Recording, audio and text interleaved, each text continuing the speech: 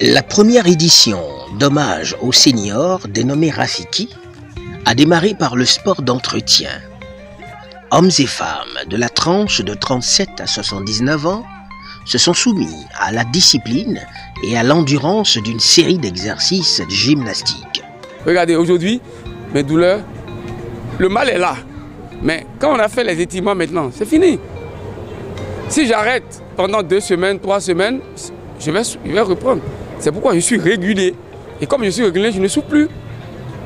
Je n'ai rien. Regardez, je peux m'abaisser maintenant, regardez. Sans plier les genoux, regardez-moi. Vous avez vu? Je fais tous les mouvements maintenant. Je ne pouvais pas m'abaisser comme ça en 2000. Donc, je pense que voilà une utilité du sport. Le deuxième problème que moi, le sport m'a permis de régler, c'est le problème du diabète. Moi, je suis un diabétique. Mais même mes parents ne savent pas. Pourquoi? Parce que je me porte bien, n'est-ce pas? Parce que je me porte bien. Pourquoi? Parce que quand je fais le sport et quand je prends ma glycémie, même si c'est élevé, quand je fais le sport, coup sur coup, je fais des activités coup sur coup dans la semaine, ça revient à la normale, même si je n'augmente pas les doses de médicaments.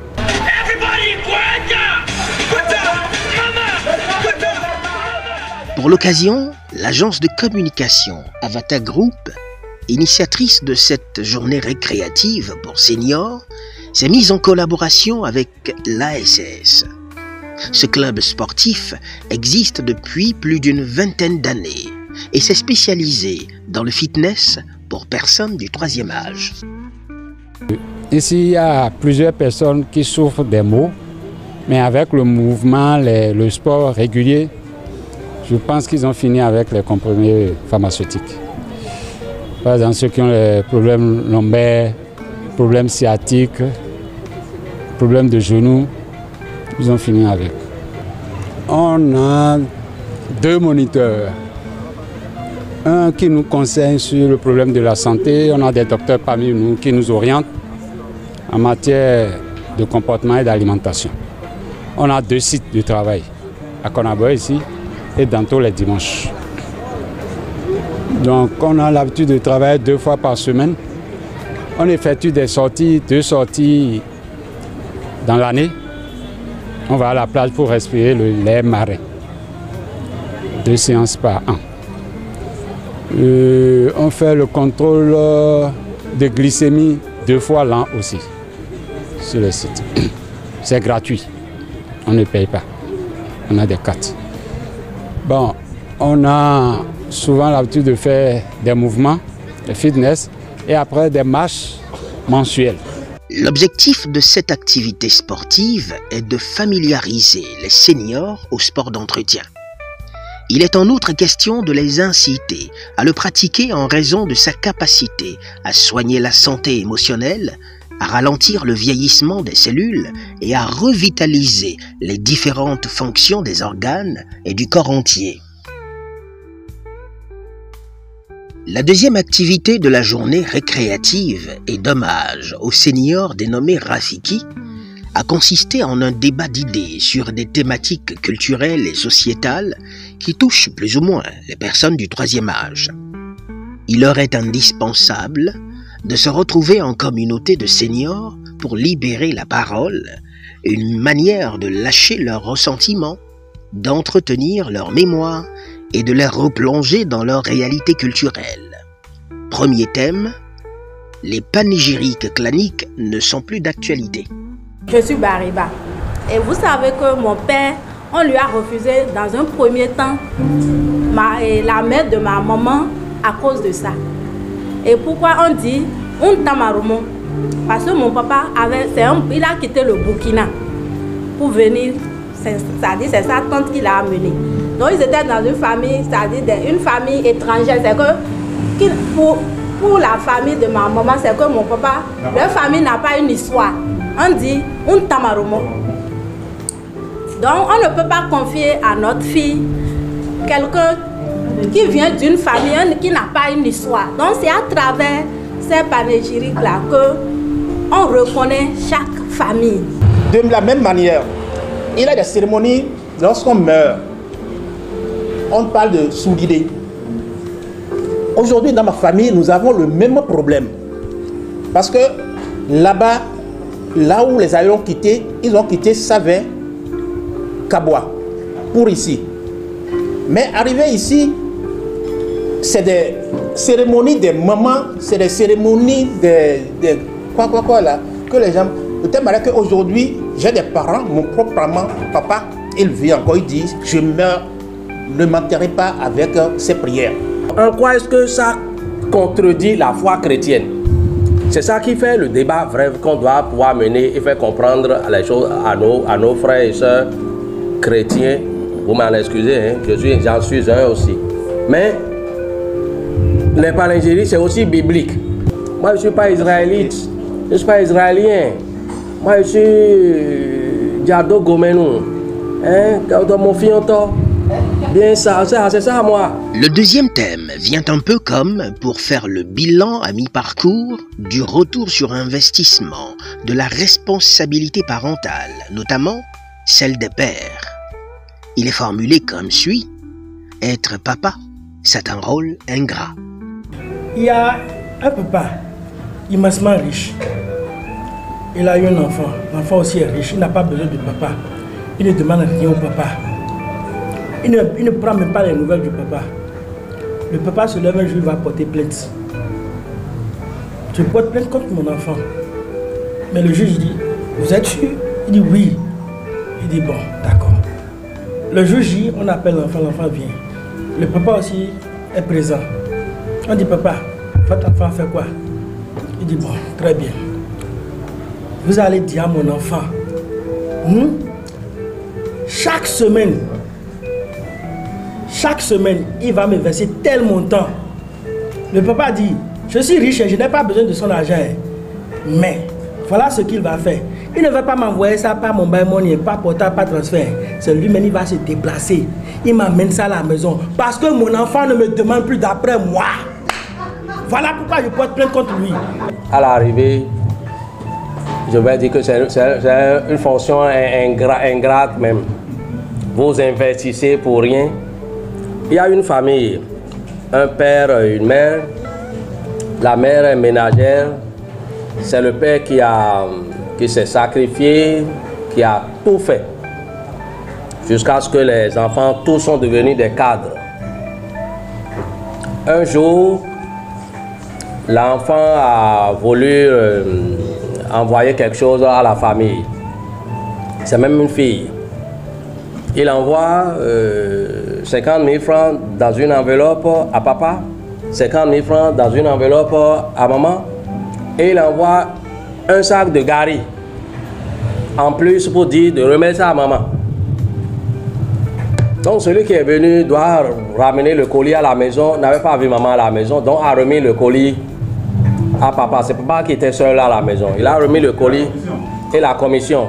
Papa a reçu le colis et fort curieusement, il avait eu envie de prendre du gari. Donc il est allé vers le sac. Il a voulu couper. Et il découvre à l'intérieur du gari maintenant une autre enveloppe qui contient 100 000 francs. Le papa a pratiquement piqué une grosse crise. En tout cas, il a fait une crise d'hypertension sur le champ en même temps. C'est pour dire quoi? Vous échinez, vous faites travailler, vous faites pour les femmes. Vous êtes papa, il faut que tout le monde, tous ici, on fasse ce mental-là pour dire qu'on travaille, vous faites pour la femme, hein. Commencez par préparer votre retraite à vous, trouver ce qui va vous rendre heureux dans vos vieux jours. N'attendez pas grand-chose des enfants. Des enfants, c'est des miettes. Pour dire que c'est une fonction vraiment ingrate, cette affaire-là. Hein? Néanmoins, on fait ce qu'on peut. Vous savez, porter un enfant dans le ventre là, c'est un lien irréversible. C'est-à-dire, le lien là, personne ne peut l'éliminer, quoi. Moi, j'ai vu que c'est naturel. C'est naturel. Et il faut que les papas mettre dans leur tête que ce lien-là, il ne peut pas aller comme. Qu'ils veuillent ou qu'ils ne veuillent pas. Les enfants aiment leur maman, c'est-à-dire d'une manière qu'on ne peut pas expliquer.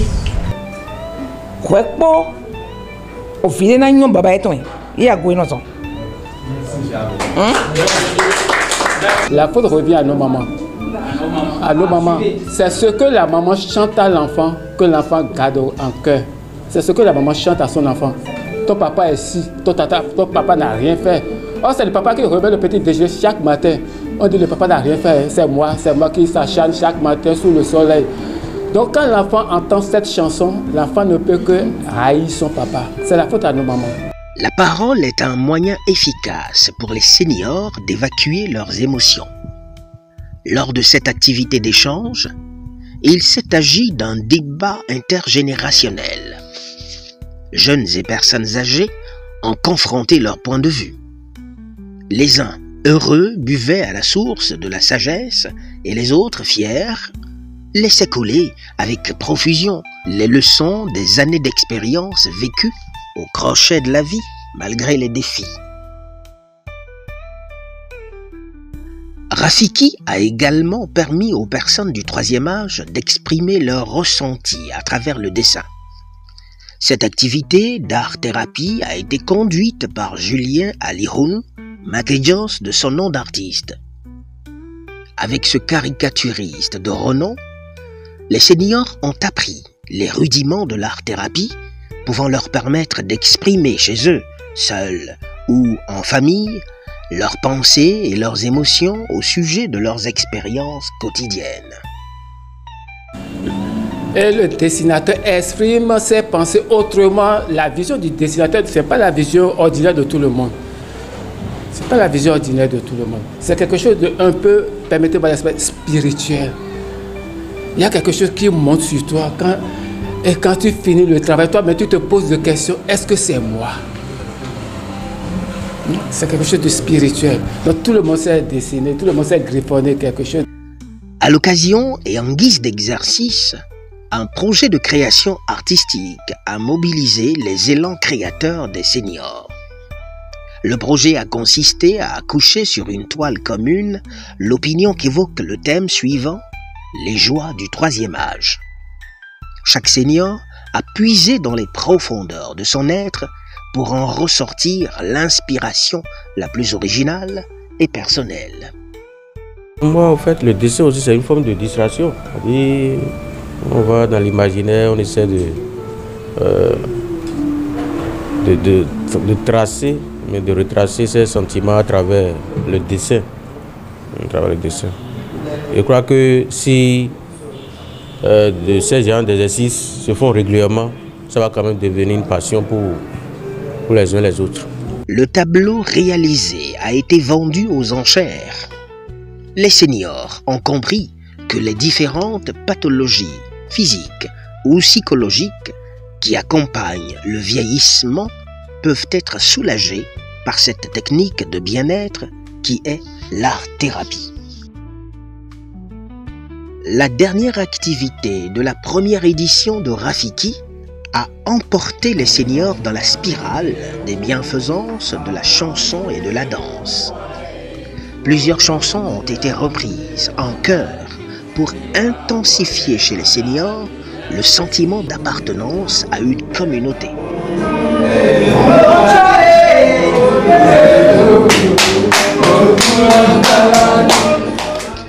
La chanson comme excellent mode d'entretien de la bonne humeur et de la santé physique par conséquent. En plus de comprendre qu'ils doivent régulièrement s'autoriser à chanter pour se défaire de l'emprise des peurs et des symptômes du troisième âge, les seniors ont dansé. Plusieurs morceaux de leur jeunesse ont été revisités.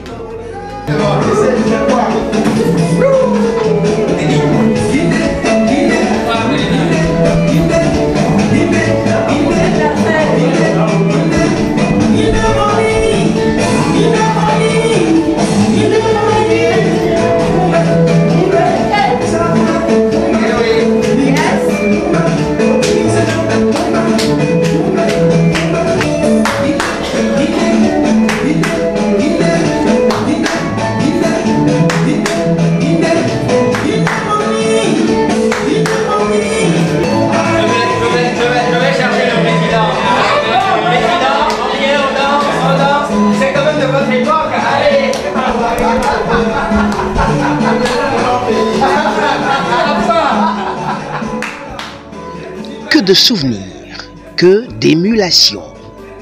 Comme prévu, Rafiki a servi de plateforme d'expression et d'intégration aux seniors qui sont la mémoire du temps et le symbole de l'expérience et de la compétence.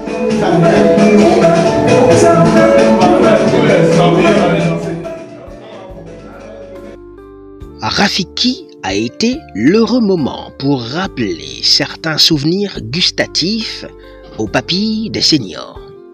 Au menu, cette journée récréative en faveur des seniors a été consommée aux mets traditionnels béninois qui sont presque en voie de disparition. Au petit déjeuner, de la bouillie de maïs à cuit, accompagnée de brioches faites maison. Le déjeuner a été enrichi au pain traditionnel, localement nommé abloyoki, accompagné d'arachides grillés et arrosé de vin de palme. Les grands-parents là, ils mettaient l'huile de coco.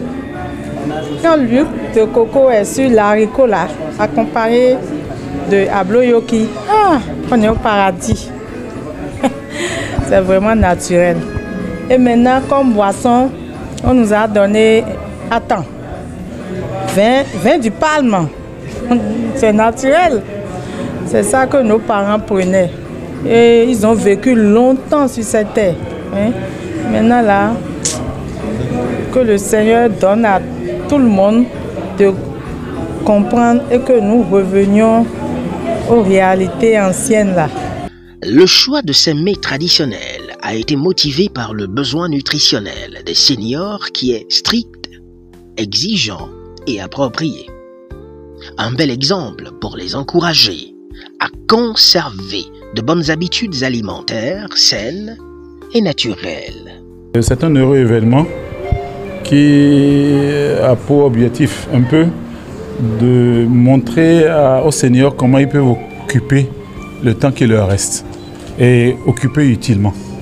Et le début, déjà, ça commence par le soir, vous avez vu vous-même, comment trouver des activités pour ne pas voir le temps passer. Donc, moi, je crois que c'est une bonne chose. Et cet événement fait rappeler des anciennes choses et puis c'est bon de ramener ces choses-là sur terre pour pouvoir enseigner plus les jeunes. Parce que ce sont des jeunes qui seront des anciens, des vieux de demain.